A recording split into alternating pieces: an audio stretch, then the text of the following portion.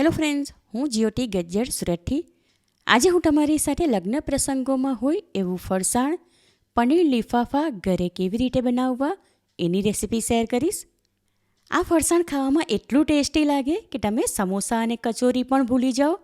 હા, બનાવવામાં થોડી મહેનત લાગે, પણ મારી આ રેસીપી તમે સ્ટેપ બાય સ્ટેપ ફોલો કરો તો ઓછી મહેનતે સરળતાથી બનાવી શકાય. તો ચાલો આજની આ મજેદાર રેસીપી શરૂ કરીએ. સૌથી પહેલાં પનીર લીફાફાના બહારના પડ માટે લોટ બાંધી લઈએ. એના માટે એક પહોળા વાસણની ઉપર ચાળણી રાખી છે. એમાં 1 કપ ભરીને મેંદો લઈને ચાળી લઈએ. હવે એમાં અડધો કપ રોટલી બનાવીએ એ ઘઉંનો ઝીણો લોટ અને સ્વાદ પ્રમાણે 1 ટીસ્પૂન મીઠું ઉમેરી બંને લોટ એકબીજા સાથે સારી રીતે મિક્સ કરી લઈએ. લોટમાં મોણ માટે 1 પ્લસ બીજા અડધા ટેબલસ્પૂન જેટલું તેલ ઉમેરીને મિક્સ કરી લઈએ. હવે લોટ બાંધવા માટે 1 કપ પાણી લીધું, એ આમાં થોડું થોડું ઉમેરીને મિક્સ કરીશું અને રોટલી બનાવવા માટે જેવો મીડિયમ સોફ્ટ લોટ બાંધીએ બિલકુલ એવો જ આ લોટ બાંધી લઈએ. લોટ બાંધીને કેળવી લીધો, એને ગોળ કરીને એની ઉપર તેલવાળો હાથ ફેરવી લઈએ અને હવે બાકીની તૈયારી કરીએ ત્યાં સુધી હમણાં આ લોટ ઢાંકીને સાઈડમાં રાખીશું એટલે સારી રીતે પલળીને સેટ થઈ જાય. લોટ બાંધવા માટે 1 કપ પાણી લીધું હતું, એમાંથી અડધા કરતાં થોડું વધારે પાણી વપરાયું. આગળના સ્ટેપમાં પનીર લીફાફા માટે ફિલિંગ તૈયાર કરીશું. એમાં નાખવા માટે મેં અહીં 6 નંગ તીખા લીલા મરચાં, 1 ઇંચ આદુનો ટુકડો અને 5 કળી સૂકું લસણ લીધું.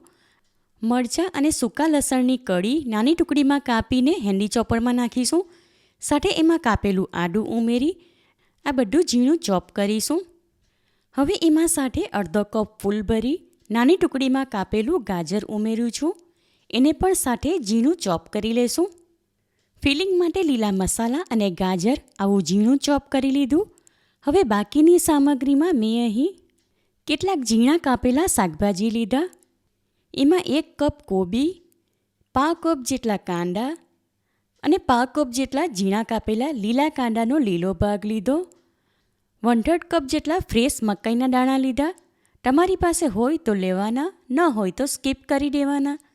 અને 1/3 કપ જેટલા ઝીણા કાપેલા લીલા કેપ્સિકમ લીધા. ફિલિંગમાં આ શાકભાજી આમને આમ કાચા વાપરવા હોય તો વાપરી શકાય, પણ હું એને હલકા અમસ્તા શેકી લઈશ જેથી કરીને પનીર લીફાફા ફ્રીઝમાં 3 થી 4 દિવસ સુધી સ્ટોર કરીને રાખી શકાય. હવે એક ફ્રાય પેન લઈને સ્ટવ ઉપર ગરમ કરવા મૂકી દીધી. ત્યાં ગેસ ફ્લેમ લો ટુ મીડિયમની વચ્ચે રાખીને એમાં 2 ટીસ્પૂન જેટલું તેલ લઈશું. આમાં તમારે તેલના બદલે બટર લેવું હોય તો લઈ શકાય. તેલ હલકું અમસ્તું ગરમ થાય ત્યાર પછી એમાં ઝીણા કાપેલા કાંદા અને મકાઈના દાણા ઉમેરીને મિક્સ કરી લઈએ. થોડી સેકન્ડ પછી હેન્ડી ચોપરમાં ઝીણા ચોપ કરેલા લીલા મસાલા અને ગાજરવાળું મિશ્રણ એમાં ઉમેરી દઉં છું.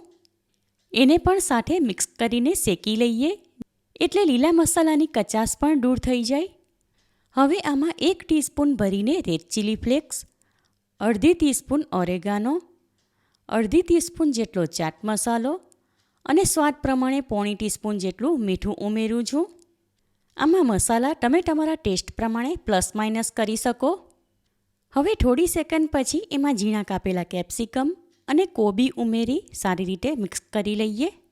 હમણાં આ ફિલિંગ એટલું સરસ કલરફુલ દેખાય છે અને એમાં નાખેલા મસાલાની તો એટલી મસ્ત સુગંધ આવે કે જાણે આ ફિલિંગ આમને આમ ખાવાનું મન થઈ જાય.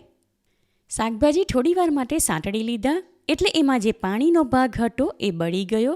હવે ગેસ ફ્લેમ ઓફ કરી દઈશું.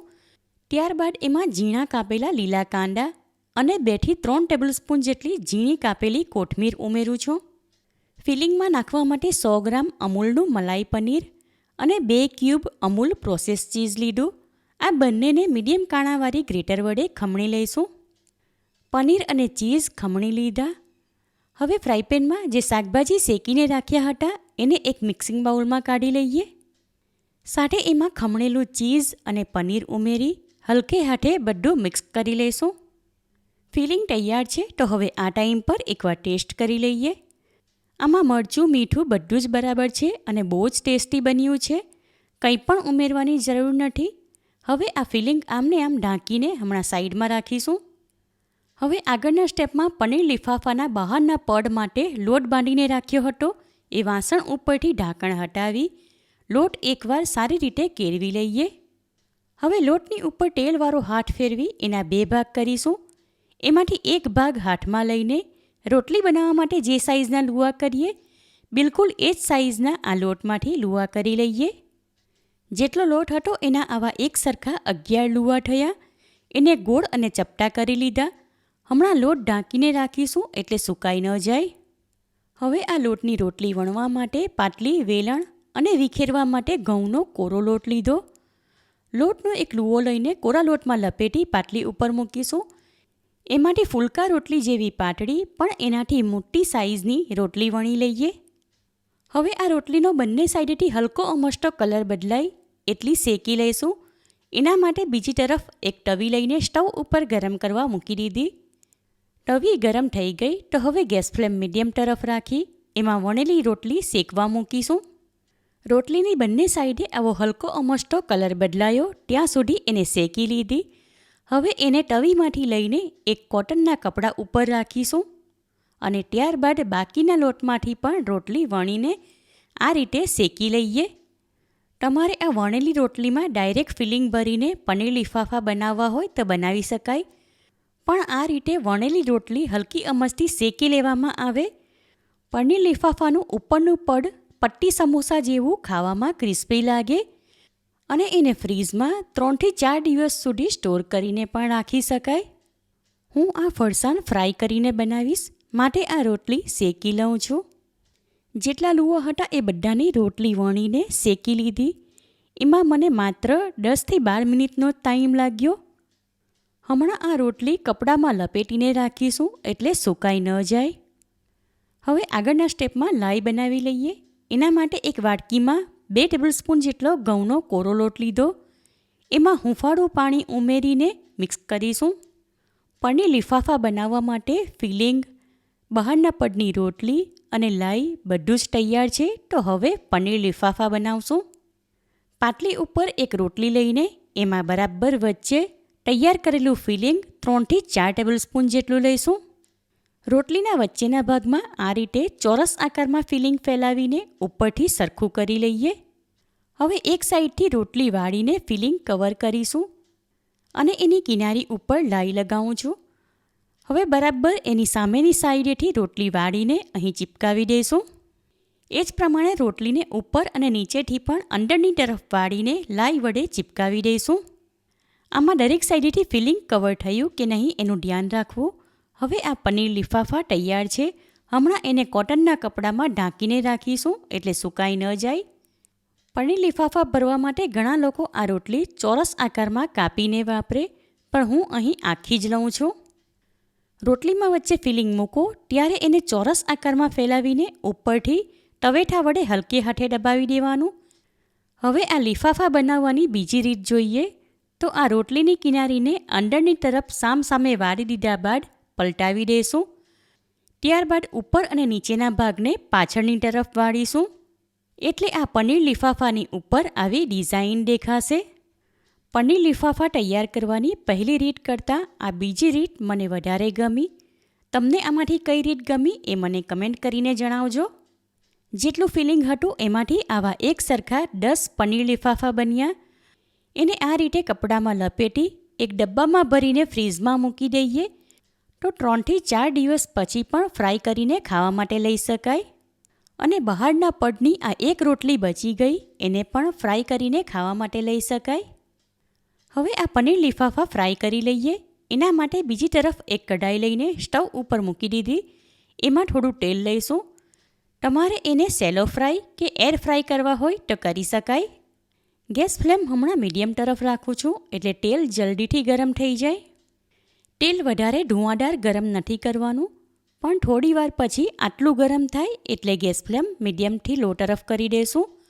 અને હવે એક એક પનીર લિફાફા હલકે હાથે આમાં ફ્રાય કરવા મૂકીશું. એની બંને સાઈડે ગોલ્ડન કલર આવે ત્યાં સુધી એને ફ્રાય કરી લઈએ. માટે થોડી વારે એને ફેરવતા રહીશું.